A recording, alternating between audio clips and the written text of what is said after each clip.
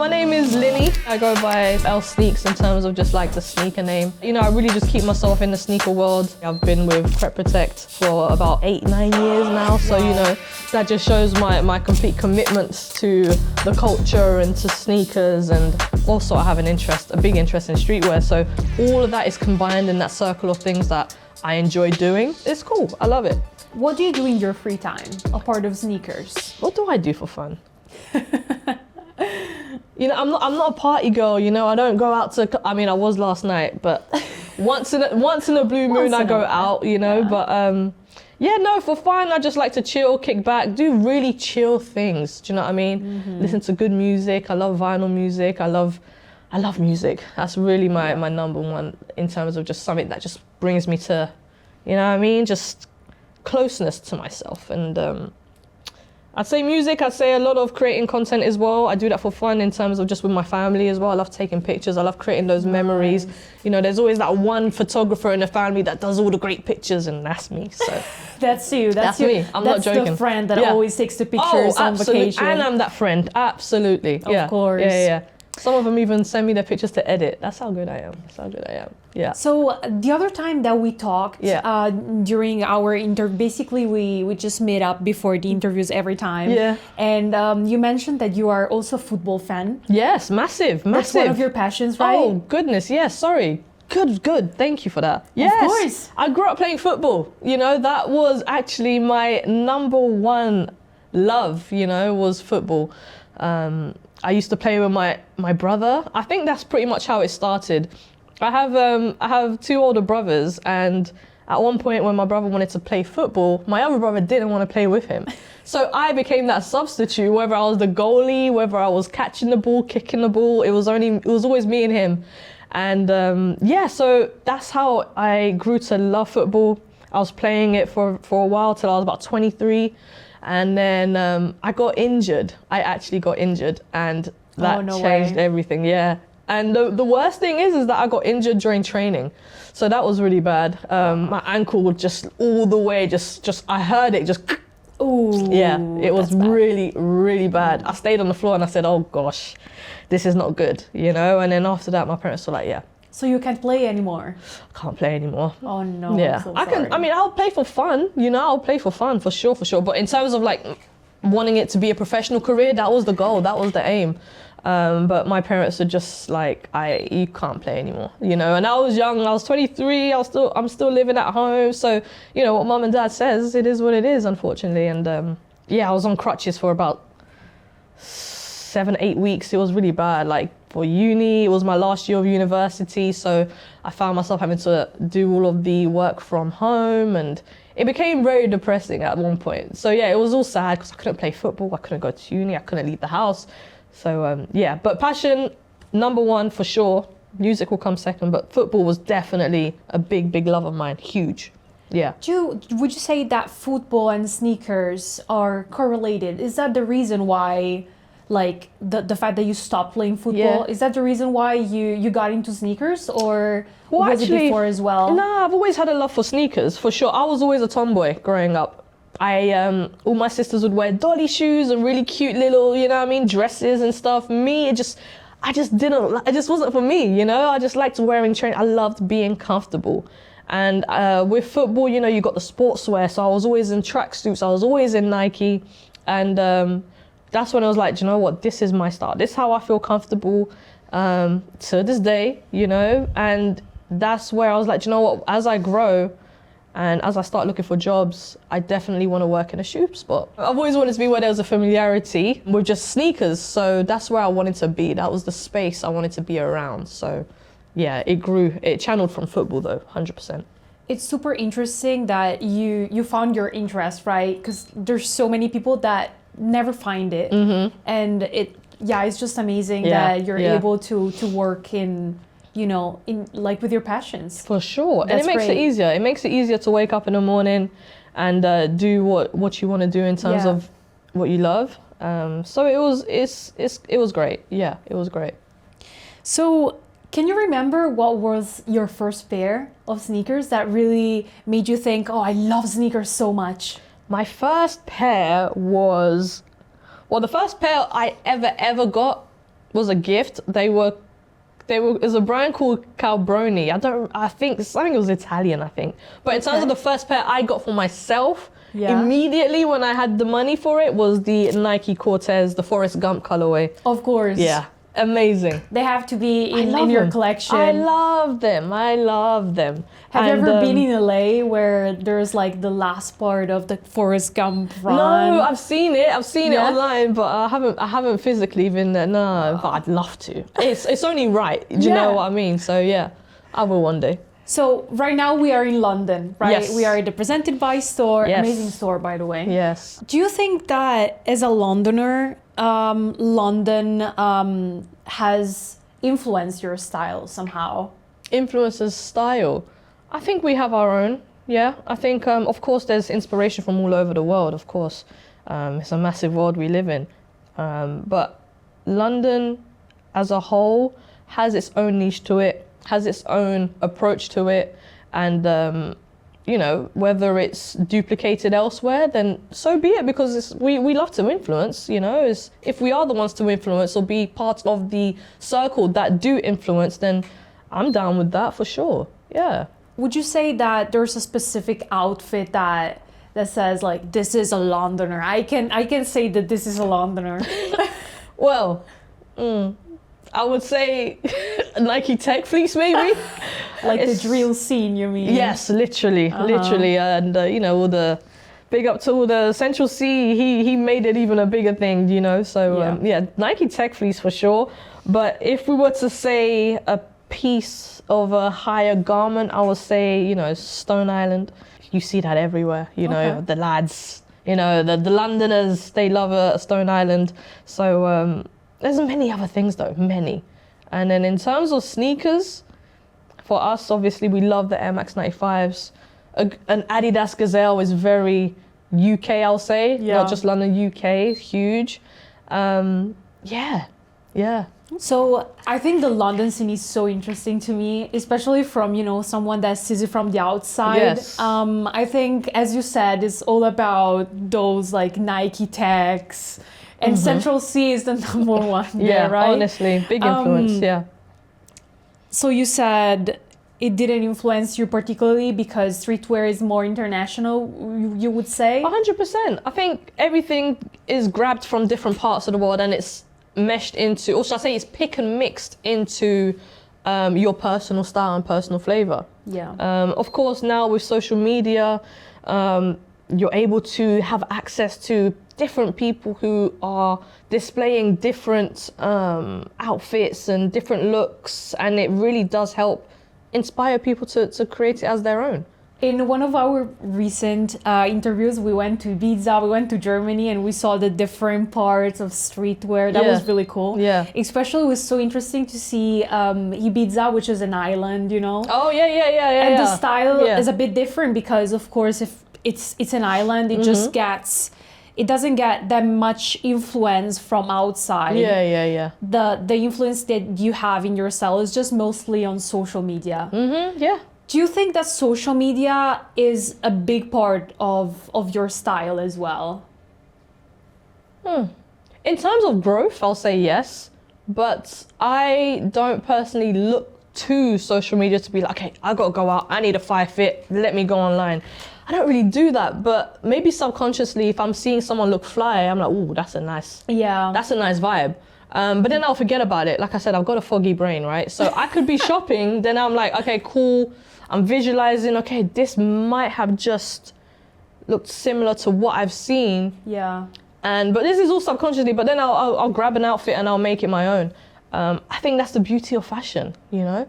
You 100%. can make it your own. The creativity and the feel of just being so seamless with your options and going for what looks the part for you, I think that's dope. So, you know, whether people hate it or love it or they're not a fan of whatever you're wearing, as long as, hey, I picked up these items, I styled myself and I feel good about it. As long as I feel good, it doesn't matter what the world thinks. You know what I mean? Sure. Yeah, for man. sure. Yeah. So I just like with you honestly. Yeah. Social media can be an influence, but I totally like when I go outside in the streets and I'm like, oh, I really like this outfit. Let me just integrate it into my style. Exactly. That's the most integrate. That's thing. the word I would use. Yeah, for sure. 100% agree with you. So let's talk about KLEKT a little bit. Yeah. How do you know KLEKT? I know KLEKT because I actually worked with KLEKT. I was working for KLEKT for about 2-3 years when the brand became more of an umbrella company with ourselves over here. It was a thing where once I moved to the office away from the shop here, I started working in the influencer department, collabs, and also customer service. I'd done it all. At the time, we were a very small team. So, and then we ended up having a big team, so it was a lot easier to manage. But yeah, for about 2-3 years, I was working for KLEKT. It was super dope. I wasn't, with KLEKT, I was actually not familiar with the company at all at the time until they came to the UK, and that's when I was like, oh, okay, cool, I see what you guys are doing, I understand it. And I did love the fact that there's a platform that is huge in the EU, you know what I mean? Yeah. And, you know, here in the UK, you hear other brands, or should I say other companies, but a brand or a company that is so strong in the EU, I had never heard of till now. You know, well, not now, but till 2 years ago when I met them.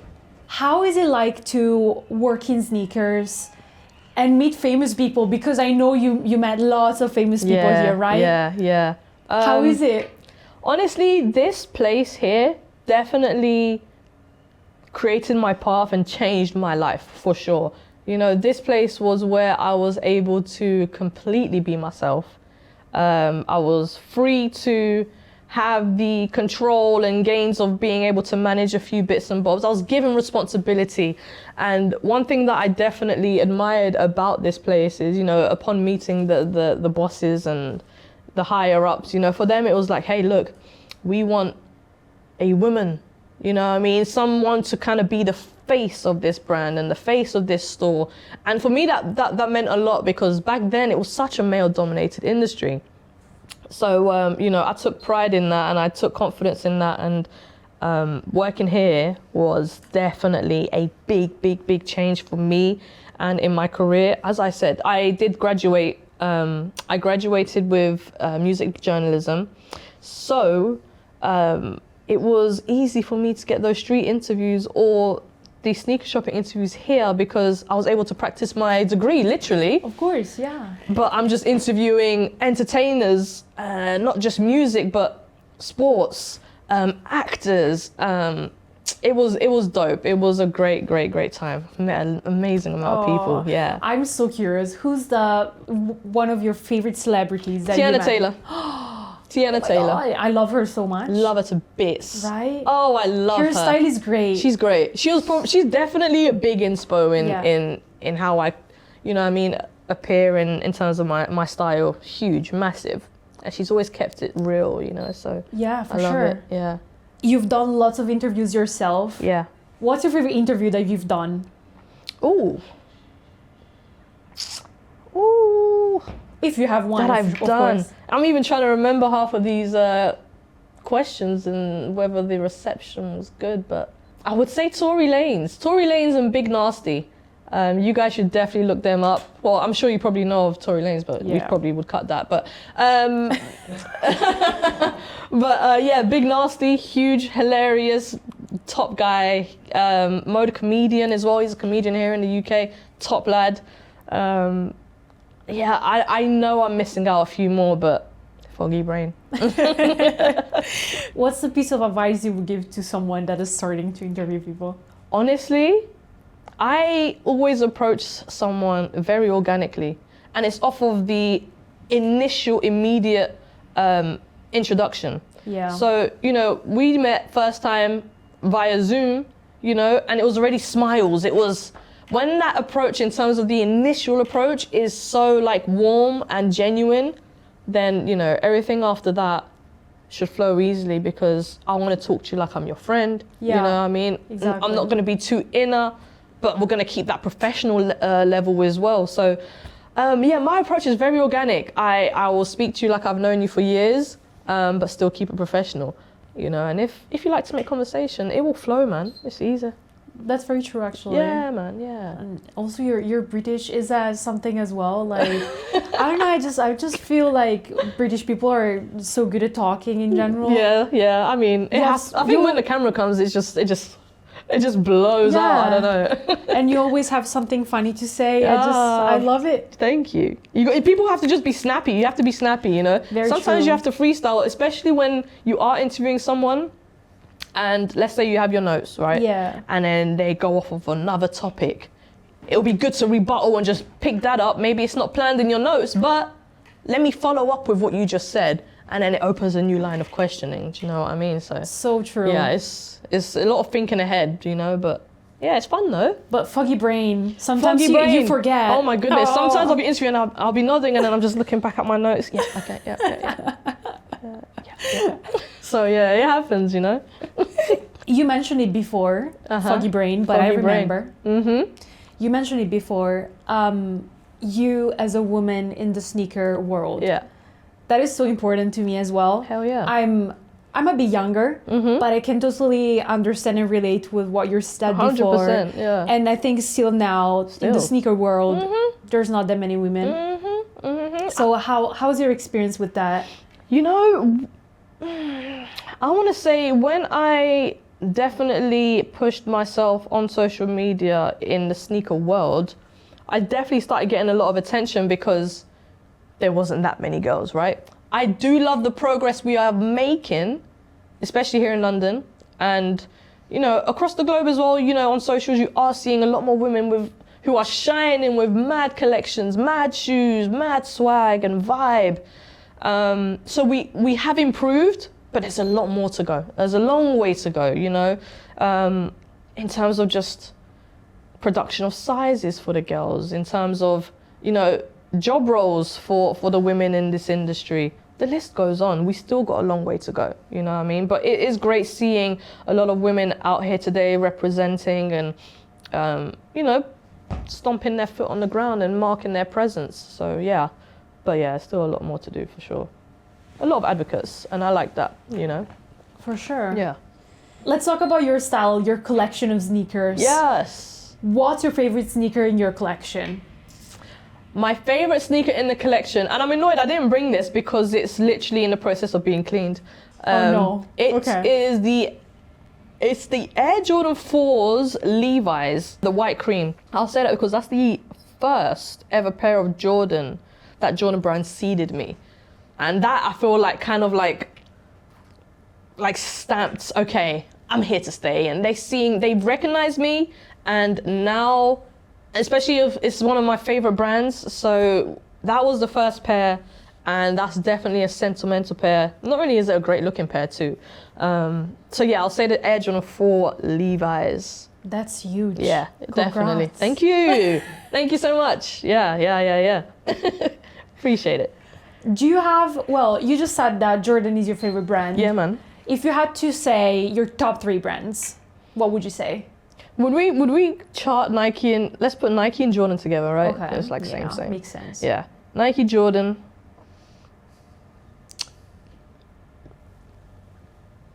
New Balance.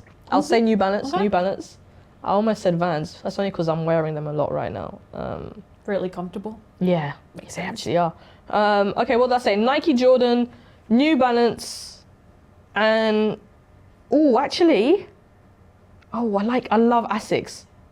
I love Asics. Me too. Yeah, I love them to bits. We got our top 3. There you go. Yeah, definitely. There's too much Nikes and Jordans in my collection, you know. So that's really number 1 though, yeah. Do you have any hot takes or predictions about streetwear, or some trends are coming back in the future?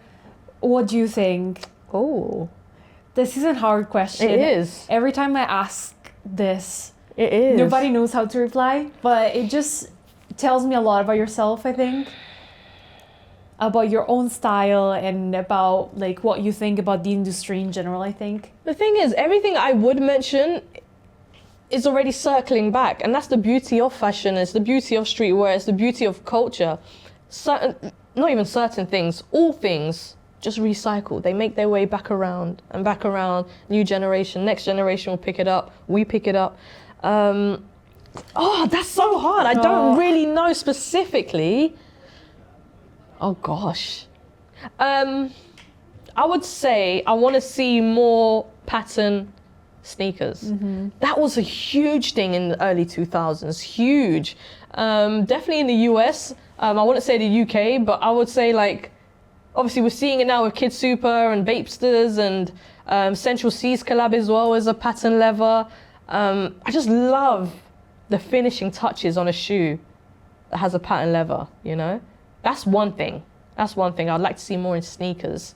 Streetwear, honestly, couldn't tell you. Everything's coming back. So I couldn't really put it down to one. I can't. Do you think that streetwear is trending still, or is streetwear and sneakers, the sneakers industry, like dead? Oh, yes, I know.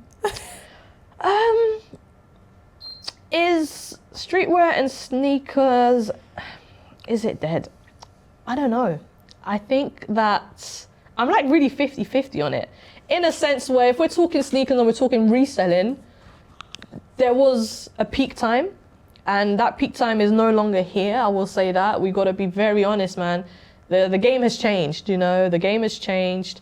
But the collabs are still there. People are still pushing and doing great bits and bobs with different brands, and we're loving it. Right now, J-Tips is absolutely smashing it. Amazing guy. And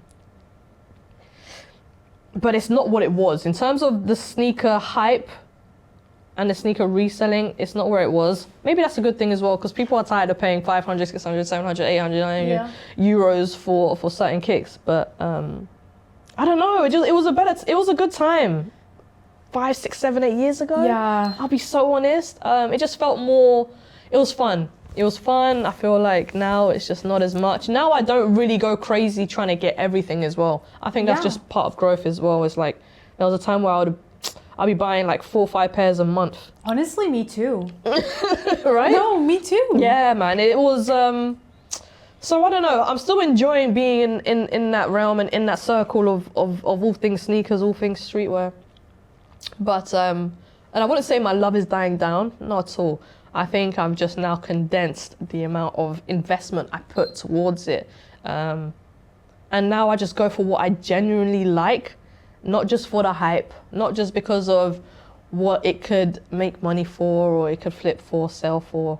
Now I just go with the flow. Probably I'm buying more shoes for comfort now rather than, you know, the look of, oh, look at this and it's furry and it's got this and you can zip it up, it's got a stash pocket. Just give me the shoe. I'm just trying to wear the shoe. That's it, you know? So and that's the whole point, that's the whole point at the end of the day. Do you know what I mean? It's just shoes. Let's simplify the vibe, put your own touch to it, make it special. Yes. Have a good box. I love a special box. I enjoy that experience of a special box, unboxing a shoe. So yeah, make it personal, man. Make it you. You know?